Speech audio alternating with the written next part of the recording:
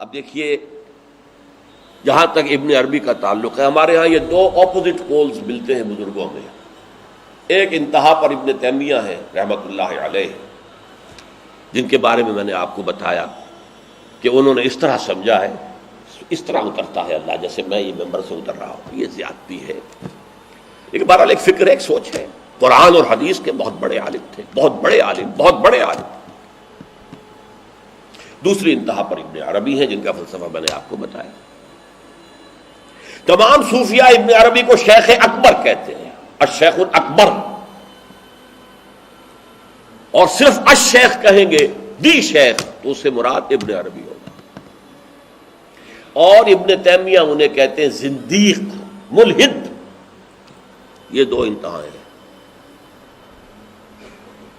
ہمارے ہاں جو عام طور پر اہل حدیث حضرات ہیں وہ ابن تیمیہ کے فالوورز ہیں ان عقائد میں۔ ان کے ہاں تصور کیا ہے؟ اللہ تعالیٰ ہر جگہ اگر ہے تو صفاتی اعتبار سے، ذاتی اعتبار سے نہیں۔ وہ تو اپنی جگہ عرش پر ہے، ساتویں آسمان کے اوپر عرش ہے، عرش کے اوپر کرسی ہے، کرسی پر وہ ہے۔ اب اس میں ایک طرح کی تجسیم بھی آ گئی، محدودیت بھی آ گئی۔ اس کائنات میں تو اللہ ہے ہی نہیں، تو پھر اللہ محدود ہو گیا نا، وہ تو کسی خاص جگہ پر ہو گیا نا۔ ایک تصور یہ ہے، اور عام آدمی یہ بھی سمجھے تو ٹھیک ہے، اسے یہ معلوم رہے کہ اللہ ہی رازق ہے، اللہ ہی خالق ہے، اللہ ہی مصیبت سے نجات دلانے والا ہے، اللہ ہی مشکل کشا ہے، اللہ ہی حاجت روا ہے، اللہ ہی، یہ بس اسے معلوم ہو، توحید مکمل ہو گئی۔ لیکن فلسفہ کچھ اور شے ہے، فلسفہ کچھ اور سوالات پیدا کرتا ہے۔ جیسے میں نے کہا ہے صفات ذات حق، حق سے جدا یا عین ذات۔ اب یہ فلسفہ ہے۔ صفات باری تعالی اگر قدیم ہے صفات، تو یہ غصہ، یہ تو قدیم نہیں ہو سکتا، غصہ تو کسی کام پر آیا، خوشی تو کسی کام پر ہوئی، یہ قدیم کیسے ہوگا؟ تو عین یا غیر، لا عین ولا غیر۔ اور جس کی میں تعبیر کرتا ہوں کہ من وجہ عین ذات ومن وجہ آخر غیر ذات۔ اب اس سلسلے میں علامہ اقبال نے جو بات کہی ہے، جو پروفیسر یوسف سلیم چشتی مرحوم نے مجھے بتایا تھا کہ انتقال سے صرف 3 ماہ قبل یہ اشعار کہے، وحدت الوجود کے، پینتھیزم کے، دونوں کے شدید مخالف تھے علامہ اقبال شروع میں۔ اسی لیے وہ حافظ کو بھی بہت بڑا گمراہ کن شاعر سمجھتے تھے، اس لیے کہ وحدت الوجود کے عامیانہ انداز میں جو ہے، وہ شاعری میں جب اس کو آ گیا ہے تو عوام کے زبان پر جب چڑھا ہے تو وہ اس کے ڈانڈے پینتھیزم سے مل گئے، عوام کے اندر اس کا تصور یہ ہو گیا۔ لیکن آخر میں انہیں بھی آنا پڑا ہے۔ تو اے ناداں دل آگاہ دریاب، اے نادان وہ دل تلاش کر جو آگاہ ہو، ہر چیز سے واقف ہو۔ ز لا موجود الا اللہ دریاب، لا موجود الا اللہ، وہ جو میں نے آپ سے عرض کیا تھا نا کہ لا الہ الا اللہ کے 3 لیولز ہیں۔ لا معبود الا اللہ، لا مطاع الا اللہ، لا حاکم الا اللہ، ان الحکم الا للہ، لا رازق الا اللہ، لا خالق الا اللہ۔ اور دوسرا لیول لا مطلوب الا اللہ، لا مقصود الا اللہ، لا محبوب الا اللہ۔ اور تیسرا لیول لا موجود الا اللہ۔ ہمارے ٹاپ کے فلسفی اور صوفیاء اس لا موجودہ الا اللہ پر پہنچے، اور 12ویں صدی کے مجدد اعظم شاہ ولی اللہ دہلوی رحمۃ اللہ علیہ، انہوں نے اس میں قول فیصل کہا کہ محی الدین ابن عربی کی وحدت الوجود اور شیخ احمد سرہندی کی وحدت الشہود میں باریک سا فرق ہے تعبیر کا، ورنہ وہ ایک ہی ہے، اور اس کو انہوں نے عنوان دیا توحید وجودی۔ ہندوستان میں ہمارے بڑے ٹاپ کے شاعروں میں سے تھے عبد القادر بیدل فارسی کے، اس وقت تک ابھی اردو کا وجود ہی نہیں تھا، اردو تھی نہیں ہندوستان میں اس وقت۔ تو شیخ عبد القادر بیدل جو ہیں وہ وحدت الوجود کے بہت بڑے قائد تھے۔ اور ان کی عظمت کا عالم یہ ہے کہ غالب کہتا ہے طرز بے دل میں ریختہ لکھنا اسد اللہ خان قیامت ہے، کہ بے دل کے انداز میں اردو میں شاعری کرنا، ان تو فارسی میں کی، اردو کو ریختہ کہتے تھے پہلے، یہ نئی زبان جو بنی تھی ریختہ، طرز بے دل میں ریختہ لکھنا اسد اللہ خان قیامت ہے۔ لیکن وہ اسد اللہ خان بھی یہ کہتے ہیں جارو بلا بیار کہ این شرک فی الوجود باگرد فرش سینہ بایواں برابر است۔ دیکھو اگر تمہارے سینے کے اندر شرک فی الوجود شامل ہے، یہ بھی ہے وہ بھی ہے یہ بھی ہے وہ بھی ہے، وجود متعدد ہے، خدا کا وجود علیحدہ ہے، ہمارا وجود علیحدہ ہے، تو یہ گرد کے مانند ہے جو تمہارے سینے کے ایوان پر جو تخت بچھا ہوا تھا اس کے اوپر گرد پڑ گئی ہے۔ اس گرد کو جاروب لا، لا موجود ہے الا اللہ، جاروب لا کی جھاڑو سے لا کر صاف کر دو، جاروب لا بیار کہ یہ شرک فی الوجود، وجود دو مان لیے تو شرک ہو گیا، وجود ایک ہی ہے، البتہ جب تعین ہو گئی کسی شے کی وہ وجود مختلف ہے، ذات باری سے علیحدہ۔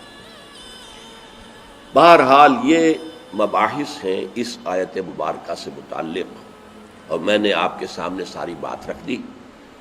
نہ میں کسی کا مبلغ ہوں، نہ یہ دینی مسئلہ ہے، یہ فلسفے کا مسئلہ ہے۔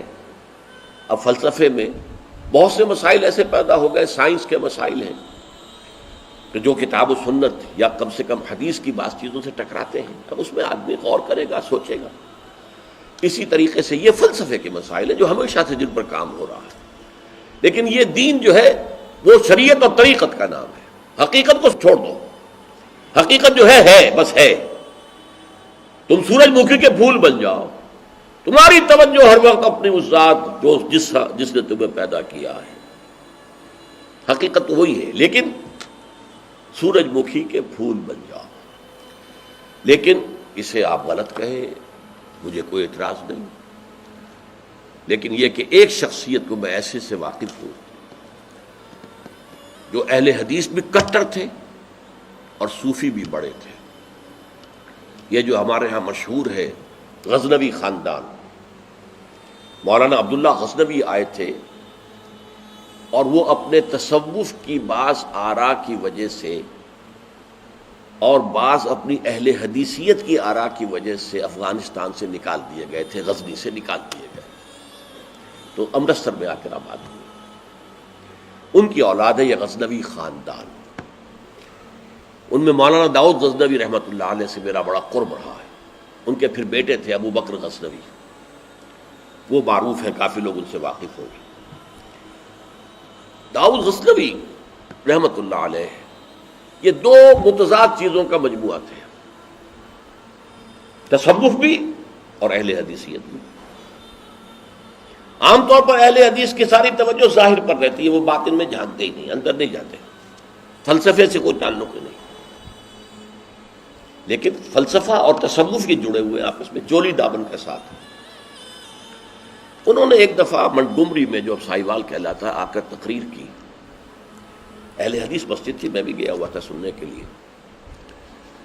انہوں نے وہ اہل حدیث نوجوانوں سے کہہ رہے تھے کہ دیکھو تم اپنے مسلک پر قائم رہو، ہم غیر مقلد ہیں، ہم کسی کے مقلد نہیں ہیں، نہ ابو حنیفہ کے نہ مالک کے، لیکن کبھی بھی ان ائمہ کی توہین نہ کرنا۔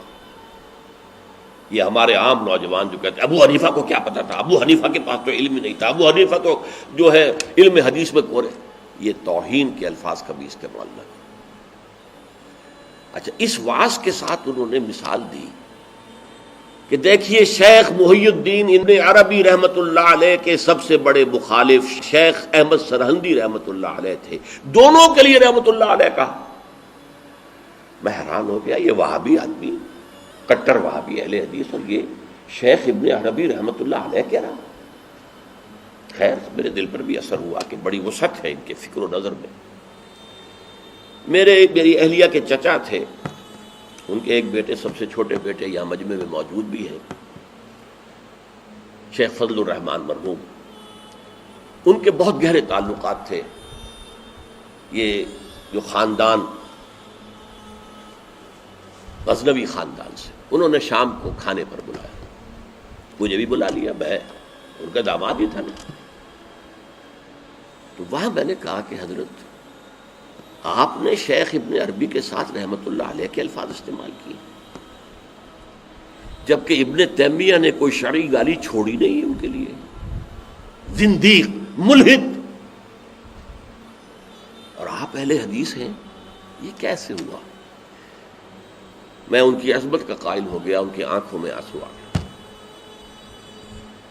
کہنے لگے ڈاکٹر صاحب یہ دونوں ہمارے بزرگ ہیں, ہم خرد ہیں, آپس کے اختلافات وہ جانے, ہم چھوٹے ہیں, خرد ہیں, خرد رہنے ہی میں عافیت سمجھتے ہیں, ہمارے لیے دونوں محترم ہیں. اور مسجد میں انہوں نے ایک مثال بیان کی تھی کہ شیخ احمد سرہندی رحمۃ اللہ علیہ نے شیخ ابن عربی کے بارے میں اپنے مکتوبات میں لکھا ہے, ما ذل بردار خان ایشانم لیکن چکنم معاملہ صفات باری تعالی است, کہ ہم شیخ ابن عربی کے دسترخوان کے جھوٹے ٹکڑے کھانے والوں میں سے ہیں. کون کہہ رہا ہے؟ مجدد الفسانی کہہ رہا ہے. ما ذل بردار خان ایشانم, ان کے دسترخوان کے سوکھے جوڑے ہوئے جھوٹے ٹکڑے کھانے والوں میں سے ہم ہیں. لیکن چکنم, لیکن کیا کریں, معاملہ سے بات باری تعالیٰ, یہ باری تعالیٰ کی صفات کا معاملہ ہے, ہمیں اختلاف کرنا پڑ رہا ہے, اختلاف ہم کر رہے ہیں, لیکن ہم ان کے دسترخوان کے جھوٹے ٹکڑے کھانے والے. یہ کہہ رہے ہیں شیخ احمد سرہندی رحمۃ اللہ علیہ, جن کے بارے میں مشہور ہے کہ ابن عربی کا یا تو مخالف اول ابن تیمیہ رحمۃ اللہ علیہ, اور یا پھر مخالف دوم جس نے جوابی فلسفہ پیدا کیا وہ شیخ احمد سرہندی رحمۃ اللہ علیہ. تو یہ ہے کہ ان چیزوں کے بارے میں اپنے سینوں کو وسعت دیجئے. آپ ابن عربی کی بات کو چھوڑ دیجئے, پھینک دیجئے, لیکن توہین نہ کیجئے, اس کو خام خواہ کفر سے تعبیر نہ کیجئے. یہ چیزیں جو ہیں, اور پھر ہمارے سارے صوفیہ جو اس کے قائل ہیں, پھر ان سے بدزنی ہو گئی. میں صرف اس لیے کہ وہ بدزنی اور دلی نفرت کا معاملہ ختم ہو جائے, میں یہ ساری بحث اس لیے کیا کرتا ہوں, ورنہ میرے عام دروس میں ان مسائل پر گفتگو نہیں ہوتی. بڑے گہرے مسائل ہیں اور ان کا سمجھنا عام لوگوں کے لیے ممکن بھی نہیں ہے, بلکہ عام آدمی کے, یہ جس کو کہتے ہیں نا ہوشدار, ہوشدار کے رہ بردب تیغست قدم را, ہوشیار رہ جاؤ, یہ تم جو چل رہے ہو یہ تلوار کی دھار کی طرح کا راستہ ہے, کاٹ کے رکھ دے گا تمہیں. جیسے ہم کہتے ہیں پل صراط جو ہے وہ بال سے زیادہ باریک ہوگا اور تلوار کی دھار سے زیادہ تیز ہوگا, جس پر سے گزرنا ہے قیامت میں. یہ کہاوت ہے. هي الحلقات تحفظني بآيات من القرآن, هي الحلقات تملأني بحب المصطفى.